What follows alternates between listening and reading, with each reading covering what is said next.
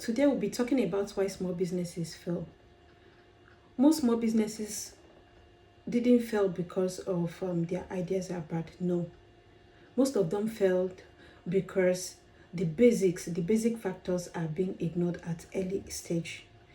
Now, what are the key factors that could lead to small businesses liquidating or failing? The first one is poor cash flow management. You see a business owner who has little or no knowledge about cash finance management. The inflows and outflows are not being tracked. They don't track their inflows, cash inflows and outflows. They don't even plan for it. They don't control it. They just do with it whatever that pleases them. So when a business is operating under this structure, there is high tendency that that business is not going to last long. The next one is no proper financial record. Most businesses, especially here in Nigeria, they do not keep their transaction records, both from their sales, their purchases, their admin expenses, everything, even their receivable, even when they receive cash, everything they don't keep record of it. The outflows, the minor expenses, they do not keep record of it. You use your business, an inflow will come, still use that same money to solve your personal problems. They do not keep record. They can't even, at each point in time where you call them, they can't give an account of how far the business have gone within the last few months. So they don't keep proper financial record, and that is a big threat to the survival of a business. Then the next one is missing personal money. You mix personal money with business finance. Like how? How is it going to happen? I walk into some business outlets, and after maybe even all these online vendors, you make purchases, and you want to place an order, they will send you account, the request for account details, and they will send it to you. You find out that is their own personal account details that they are sending to you, whereas that business has a name.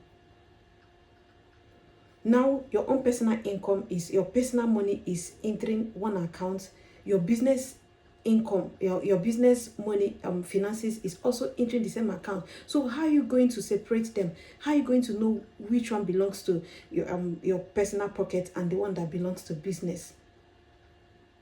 Many people ignore this. They ignore this. The earlier you start creating your business accounts, you start keeping records separately, you start receiving money or making expenses from a separate bank account, the earlier for the business. Then the next one is pricing without understanding costs. Some people will just go to the market and buy for an item. For example, they bought an item for 10,000 naira. They will say, I will sell it 12,000 naira. They didn't consider the transportation cost and other costs that surrounds that purchases. They don't. Even snapping, some of them that sells wears, the lighting, the ironing, everything, they don't consider all that. Just because the particular amount they bought that item is 10,000 naira, they will now decide that they will sell it 12k, that their profit is 2,000 naira. But if you do proper analysis, if you do proper costing, you find out that at the end of the day, maybe the total cost for that particular item may even exceed 12,000 naira. Then you now say, I am selling, and I added 2k on top, without knowing that you didn't add anything. You are under costing. So these are the key factors that make some businesses, they don't last long, some small businesses. And another is lack of financial planning and budgeting. When you don't know how to plan financially and you don't even know how to carry out a business budget, how do you expect the business to survive? It's not going to. It takes the grace of God for it to survive. The business will struggle to stand. And another key factor is ignoring professional advice at early stage. You see a small business, when you tell them to consult, to sort for the consult of a professional, they'll be like, what is there that I don't know that I'm going to spend my money to get a professional advice and all that? But on the long run, they will start seeing the need to have the advice of a professional at the beginning.